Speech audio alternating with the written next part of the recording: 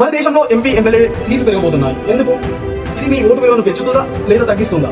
2026 తర్వాత రాజకీయ మ్యాప్ పూర్తిగా మారిపోతుంది. ఉత్తర రాష్ట్రాలు దక్షిణ రాష్ట్రాన్ని పూర్తిగా డామినేట్ చేస్తాయి. ఈ వీడియో చివరి వరకు చూడండి. ఉత్తర రాష్ట్రాలు దక్షిణ రాష్ట్రాలను ఎలా డామినేట్ చేస్తాయో మీకే తెలుస్తుంది. What's happening? Stay tuned.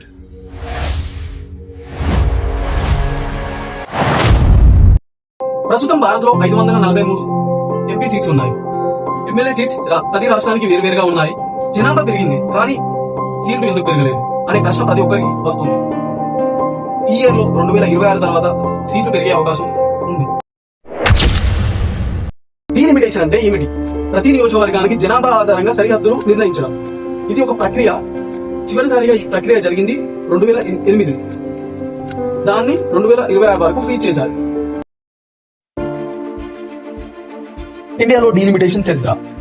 మొదటి డీలిమిటేషన్ కమిషన్ యాక్ట్ 1952 ప్రకారం మొదటి సాధారణ ఎన్నికల తర్వాత నియోజకవర్గాలను నిర్ణయించారు. రెండో డీలిమిటేషన్ 1963. 1961 జనాభా లెక్కల ఆధారంగా కొన్ని సీట్లు మార్పులు జరిగాయి. మూడో డీలిమిటేషన్ 1973. 1971 జనాభా ఆధారంగా గ్రామీణ ప్రాంతాల్లో సీట్లు పెరిగాయి. 1976 డీలిమిటేషన్ నిలిపివేత 42nd అమెండ్మెంట్ యాక్ట్ ద్వారా 2021 వరకు సీట్ల సంఖ్య ఫ్రీజ్ చేశారు. కారణం కుటుంబ నియంత్రణలో ముందున్న రాష్ట్రాలకు నష్టం కాకుండా ఉండడానికి. 2002 నాలుగో డీలిమిటేషన్ కమిషన్ ఆఫ్ ఇండియా మళ్లీ ఏర్పాటు. 2001 జనాభా ఆధారంగా కానీ మొత్తం ఎంపీ ఎమ్మెల్యే సీట్లు పెంచలేదు, కేవలం సరిహద్దులు మార్చారు. 2008లో అమలు చేశారు. కొత్త నియోజకవర్గాలు అమలులోకి వచ్చాయి.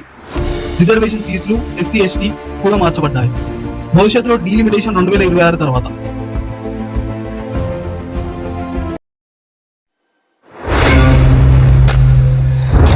నార్త్ వర్సెస్ సౌత్, ఇక్కడే అసలు డిబేట్ మొదలవుతుంది. ఇక్కడే అసలు ట్విస్ట్ కూడా మొదలవుతుంది. ఎందుకంటే నార్త్ స్టేట్స్ యూపీ బీహార్ లో జనాభా ఎక్కువ, అక్కడ సీట్లు ఎక్కువ పెరగవచ్చు. దక్షిణ రాష్ట్రాలు తెలంగాణ, ఆంధ్రప్రదేశ్, తమిళనాడు ఈ స్టేట్లో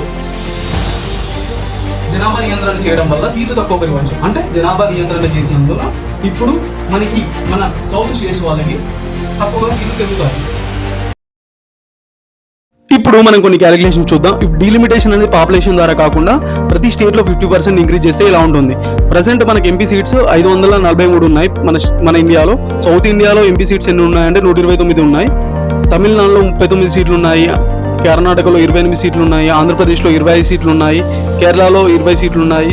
తెలంగాణలో 17 సీట్లు ఉన్నాయి. మొత్తంగా 129 సీట్లు ఉన్నాయి. మన percentage of share in Lok Sabha ఎలా ఉందో చూద్దాం.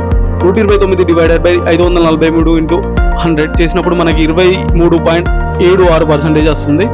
మన షేర్ ఎంత ఉన్నదంటే 23.76. ప్రజెంట్ నార్త్ ఇండియాలో లోక్సభ సీట్స్ ఎన్ని ఉన్నాయో చూద్దాం. ఉత్తరప్రదేశ్లో 80 ఉన్నాయి, ఇది హైయెస్ట్ ఇన్ ఇండియా. బీహార్లో 40 సీట్లు ఉన్నాయి. మధ్యప్రదేశ్లో 29 ఉన్నాయి. రాజస్థాన్లో 25 సీట్లు ఉన్నాయి. పంజాబ్ 13 సీట్లు ఉన్నాయి. హర్యానాలో 10 సీట్లు ఉన్నాయి. ఢిల్లీలో 7 సీట్లు ఉన్నాయి. హిమాచల్ ప్రదేశ్లో 4 సీట్లు ఉన్నాయి. ఉత్తరాఖండ్లో 5 సీట్లు ఉన్నాయి. జమ్మూ అండ్ కాశ్మీర్, లదాఖ్లో 6 సీట్లు ఉన్నాయి. మొత్తంగా లోక్సభ సీట్స్ నార్త్ ఇండియాలో ఎలా ఉంటాయంటే 151 ఉన్నాయి టోటల్గా.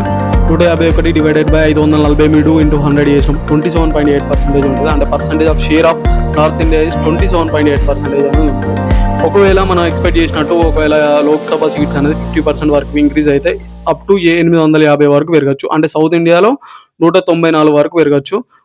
పర్సంటేజ్ ఆఫ్ చేంజ్ అనేది ఇలా ఉంటుంది అంటే 194 డివైడెడ్ బై 850 ఇంటూ 100 చేసినప్పుడు 22.8%. అంటే 0.96% అనేది తగ్గుతుంది పర్సంటేజ్ ఆఫ్ చేంజ్లో. నార్త్ ఇండియాలో చూసుకుంటే నార్త్ ఇండియాలో మనకు పర్సంటేజ్ ఆఫ్ చేంజ్ అంటే మనకు 227 వరకు పెరుగుద్ది. 227 డివైడెడ్ బై 850 ఇంటూ 100 చేసినప్పుడు 26.7 ఉంటుంది. అంటే పర్సంటేజ్ ఆఫ్ చేంజ్ అనేది 1.1% అనేది చేంజ్ అవుతుంది. 2026 తర్వాత ఏం జరగబోతుంది? సినారియో 1, ప్రస్తుతం ఉన్న 543 పార్లమెంట్ సీట్స్ అనేది 800 పైగా చేరవచ్చు. సినారియో 2లో కొత్తగా నిర్మించిన పార్లమెంట్ లో ఫుల్ కెపాసిటీ యూజ్ లో ఉండొచ్చు. సినారియో 3 రాష్ట్రాల మధ్యలో పవర్ షిఫ్ట్ జరుగుతుంది. మనకి ఏం లాభం? మీ ఏరియాకి బెటర్ రిప్రజెంటేషన్, మీ సమస్యలు త్వరగా సాల్వ్ అవుతాయి, లోకల్ లీడర్స్ పెరుగుతారు. కానీ రాజకీయంగా ఓటు పెరగవచ్చు, పవర్ అనేది ఇంబ్యాలెన్స్ అవ్వచ్చు. 2026 తర్వాత భారత రాజకీయ వ్యవస్థలో భారీ మార్పులు రావచ్చు. మీరేమనుకుంటారు? ఈ మార్పులు మనకు అవసరమా? సీట్లు పెరగాలనుకుంటున్నారా లేదా అలానే ఉండాలనుకుంటున్నారా? ఈ వీడియో నచ్చితే లైక్ చేయండి, షేర్ చేయండి. ఇలాంటి నిజమైన కంటెంట్ కోసం సబ్స్క్రైబ్ చేయండి. Thank you for watching my video till then.